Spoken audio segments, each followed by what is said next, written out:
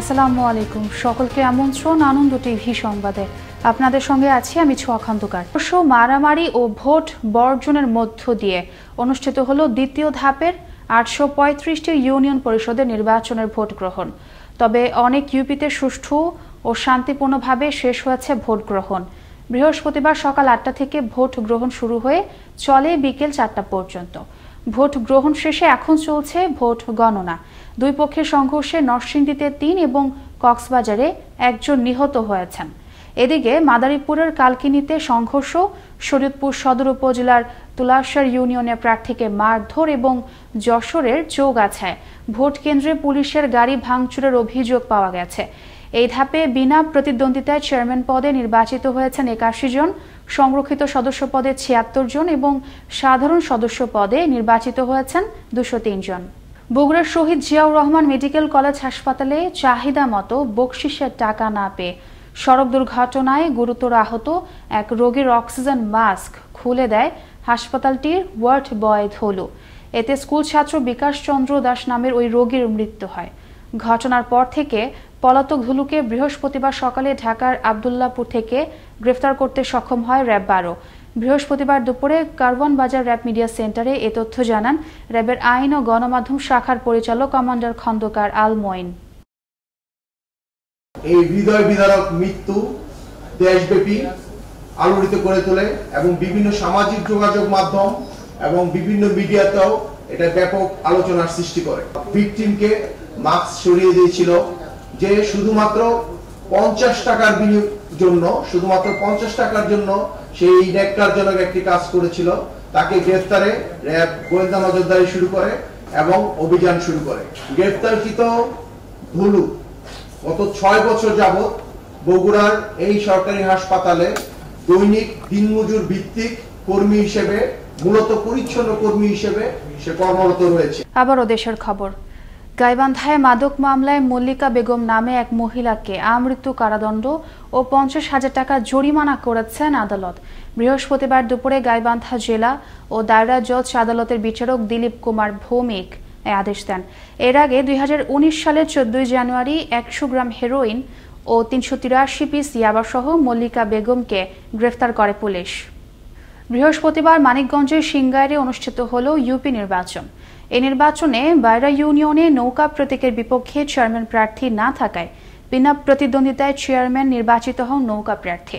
বাকি 10টি ইউনিয়নে নৌকা প্রতীকের প্রার্থীর বিপক্ষে প্রতিদ্বন্দ্বিতা করেন 25 জন বিদ্রোহী প্রার্থী এবং সংরক্ষিত ওয়ার্ডে 102 সদস্য, সাধারণ ওয়ার্ডে 297 সদস্য বিভিন্ন প্রতীক পেয়ে প্রতিদ্বন্দ্বিতা করেন।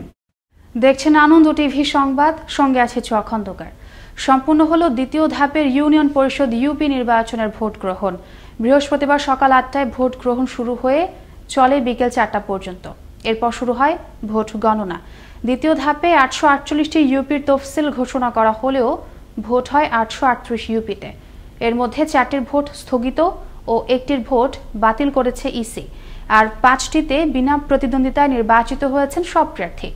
এছাড়া 26টি ইউপিতে ভোট গ্রহণ হয় ইলেকট্রনিক ভোটিং মেশিনে।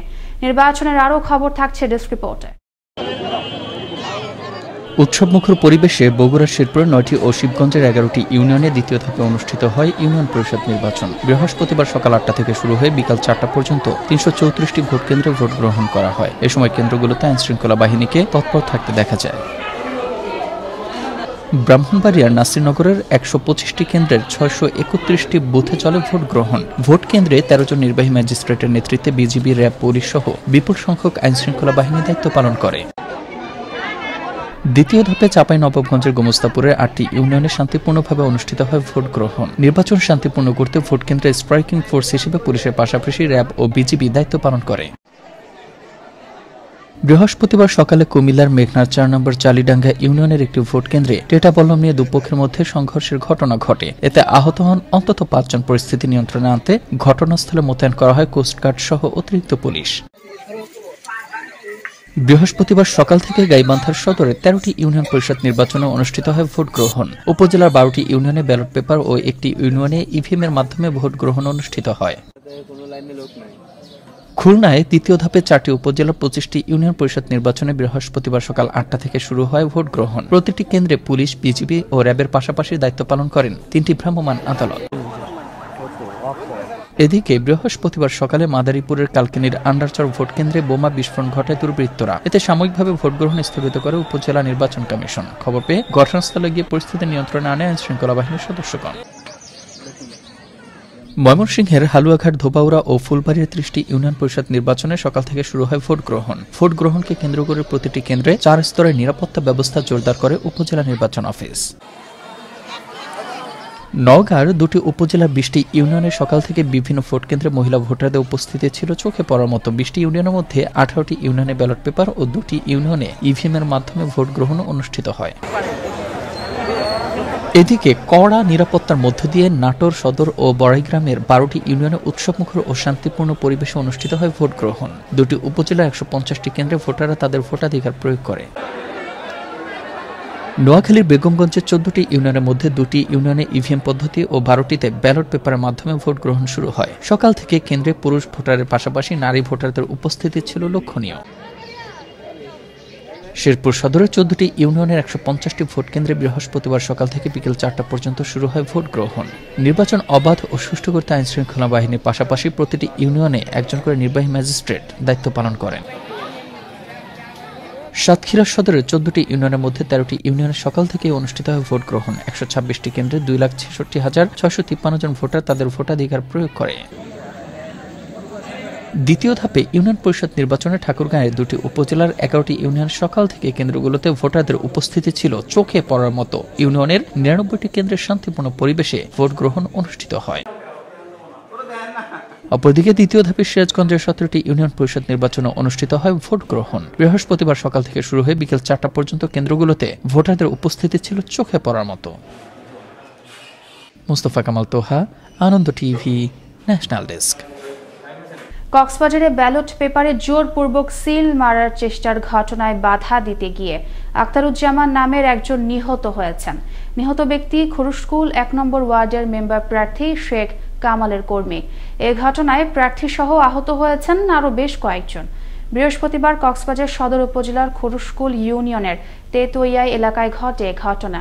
কক্সবাজার র্যাব 15 এর CPSC commander major Mehedi Hasan এ তথ্য নিশ্চিত করেন। এবার আবহাওয়া সংবাদ।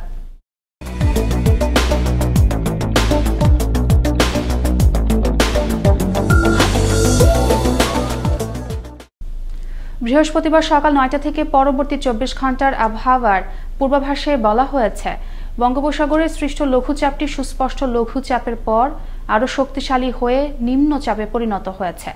এটি আরও পশ্চিম উত্তর পশ্চিম দিকে অগ্রসর হতে পারে। এজন্য চট্টগ্রাম, কক্সবাজার, মোংলা ও পায়রা সমুদ্র বন্দরকে 1 নম্বর দূরবর্তী সতর্ক সংকেত দেখিয়ে যেতে বলা হয়েছে। পাশাপাশি সারা দেশের আবহাওয়া শুষ্ক থাকতে পারে এবং এই সময়ে সারা দেশের রাতের তাপমাত্রা সামান্য বৃদ্ধি পেতে পারে ও দিনের তাপমাত্রা প্রায় অপরিবর্তিত থাকতে পারে বলে জানিয়েছে আবহাওয়া অফিস। এই ছিল এখনকার মতো। আনন্দ টিভি সংবাদ দেখুন প্রতিদিন বিকেল 5টা 30 মিনিট এবং রাত 9টা 30 মিনিটে। আনন্দ টিভি সঙ্গে থাকার জন্য সকলকে ধন্যবাদ।